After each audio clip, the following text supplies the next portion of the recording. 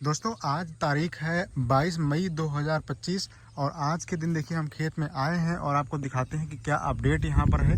तो खेत जो हमारा था वो पूरा का पूरा देखिए खाली हो चुका है। इस तरीके से जो टमाटर के पौधे थे उनको कटवा दिया है और यहाँ देखिए जो ये वाला जो केन लगा हुआ था इसको ऐसे हंसिया के साथ ऐसे काट दिया गया है जगह जगह से, और तो इसको खोलने में थोड़ा आसानी हो गई है।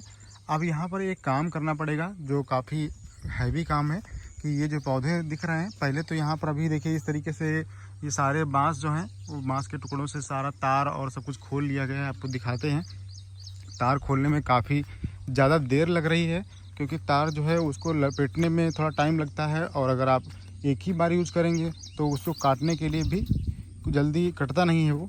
तो यहाँ देखिए ये तार जो है इस तरीके से इसको खोल दिया जा रहा है। सुतली अभी भी थोड़ी बहुत बंधी हुई है, इसको हमने बंडल बना दिया है। इस तरीके से छोटे छोटे बंडलों के रूप में हर कूड़ का तार जो है अलग अलग इस तरीके से खोल लिया गया है।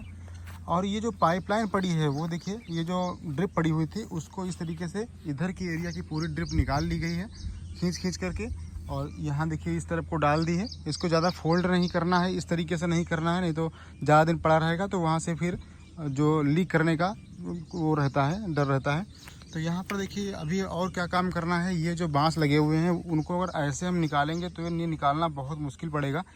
इसलिए जैसे ही यहाँ पर इधर के तार खुल गए हैं, अब इधर का खोलना बाकी है। 2 दिन में ये भी खुल जाएंगे इधर के। उसके बाद क्या करेंगे, यहाँ पर जो ये पूरा पानी से भर देंगे अच्छे से, क्योंकि बिल्कुल सूखा हुआ खेत है। जब पानी से भर जाएगा तो यहाँ पर क्या है कि इनको निकालने में थोड़ा आसानी रहेगी, क्योंकि ये 2 फुट कम से कम गहराई में है, 2 फुट से ज़्यादा ही है, कम नहीं है। और इसमें कम से कम 2 लेबर लगेंगे एक एक बांस को निकालने के लिए। इस तरीके से इसको जुगाड़ बनाएंगे इसको खींचने के लिए।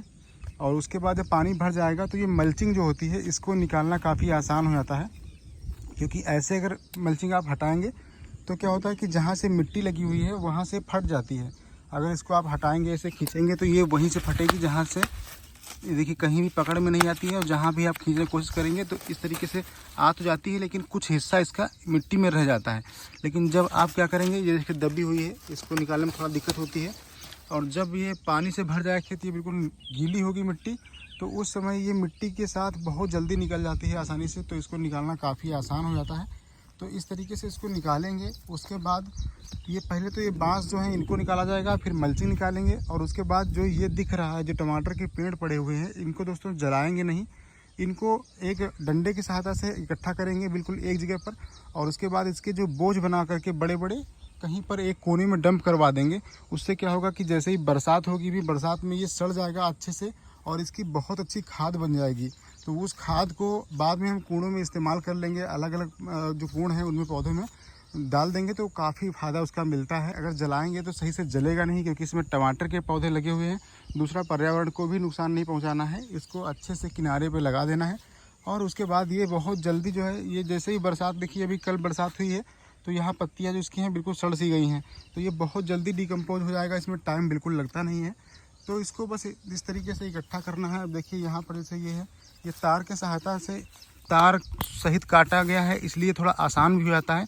ये जो केन है इसको देखिए पकड़ेंगे और इस तरीके से उठाएंगे तो देखिए ये पूरा उठ जाता है, यहाँ से बिल्कुल खाली हो जाएगा। ये देखिए इस तरीके से इसको खाली करना है। तो ये दोस्तों तरीका अपनाने वाले हैं। और बाकी यहाँ पर देखिए अभी ड्रिप लाइन जो है इधर की खाली पड़ी है, इसको अभी खींचना बाकी है। ये देखिए, और उससे पहले एक ड्रिप हमने डाली थी यहाँ पर, ये देखिए इसके नीचे पड़ी हुई है। लेकिन ये वाली ड्रिप कभी भी आप अगर लगाइएगा ड्रिप तो ये वाली मत लगाइएगा, ये आपको बहुत अच्छा हम तरीका बता दे रहे हैं। ये जो ड्रिप होती है मजबूत तो काफ़ी होती है, लेकिन एक समस्या है इसमें। यहाँ पर देखिए जो ये यहाँ पर जैसे ही ये कहीं पर मुड़ती है ना, फिर सीधा करना बहुत मुश्किल होता है और इस तरीके से ये चौक हो जाती है। यहाँ पर देखिए जैसे ज़रा सा भी टेढ़ा होगा तो यहाँ पर इस तरीके से बंद हो जाती है। बाद में इसमें वाटर सप्लाई बहुत अच्छे से नहीं होती है। तो जब भी आप ड्रिप लगवाएं तो ये वाली लगवाइएगा, जो देखिए केबल टाइप में होती है, पट्टी टाइप में, इसको लगवाएंगे तो ये काफ़ी अच्छी चलती है। तो आप ध्यान रखिएगा कि गोल वाली जो ड्रिप होती है ये गोल वाली मत लगवाइएगा, कभी भी लगवाना गोल वाली मत लगाना है। इसको बंडल खेत में फैलाने में बहुत दिक्कत होती है और बाद में इसमें मेंटेनेंस बहुत ज़्यादा लगता है, जगह जगह पर चोक होती रहती है। तो ये आपको ध्यान रखना है। दूसरी बात दोस्तों, अभी चल रहा है मई लास्ट चल रहा है समझ लीजिए कि, तो अभी क्या करेंगे, इसमें खेत में पूरा ये सब हटाने के बाद में और इसमें इसको एक बार जुतवा देंगे, जुताई करा के गहरी जुताई करा देंगे कल्टीवेटर से बढ़िया से। उसके बाद इसको खुला छोड़ देंगे, कम से कम 8-10 दिन के लिए खुला छोड़ देंगे, बिल्कुल सूख जाएगा खेत। और उसके बाद यहाँ पर फिर से पानी लगवाएंगे। पानी लगाने के बाद में फिर जब इसमें वो हल्की वेट आ जाएगी, उसके बाद इसमें जुताई करा के फिर इसमें लेजर लैंड लेवलर जो होता है, लेजर लेवलर, उसको चलवाएंगे, क्योंकि थोड़ा सा जो एरिया कहीं पर भी ऊंचा नीचा होगा वो बिल्कुल मेंटेन हो जाएगा। और उसके बाद में फिर हम क्या करेंगे, ये पट्टे रखे हुए हैं, ये इनको उधर किनारे साइड में रख देंगे बांध के लंबे लंबे ऐसे करके। और बाद में फिर इसमें हम डलवाएंगे गोबर की खाद, बहुत अच्छी तरीके से डलवाएंगे।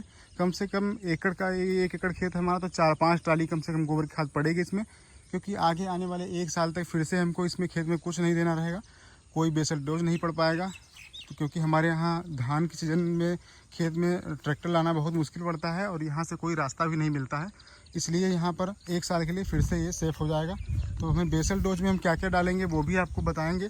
बेसल डोज में जितना अच्छा आप दे पाएँ उतना अच्छा रहता है, क्योंकि ये लंबे समय तक चलने वाली खाद होती है। तो ऐसे बेसल डोज आपको देने रहते हैं जिनका जो है डिकम्पोजिशन थोड़ा धीरे होता है, स्लो होता है। जैसे आप सिंगल सुपर फास्फेट दे दीजिए, वो काफ़ी दिन तक पौधों को अच्छे से मिलती रहती है। और गोबर की खाद बहुत ज़रूरी है, अगर वर्मी कंपोस्ट हो तो वर्मी कंपोस्ट दे सकते हैं। और जल्दी ही आपको बताएंगे कि इसमें कैसे आप बेसल डोज क्या क्या डालेंगे, हम वो भी आपको दिखाएंगे। तो वीडियो को अंत तक जरूर देखा करिए और वीडियो को लाइक जरूर कर दिया कीजिए, जिससे हमें मोटिवेशन मिलता है, तो आपको हम अच्छी सी जानकारी दे पाएंगे। चलिए मिलते हैं नए वीडियो, तब तक के लिए नमस्कार।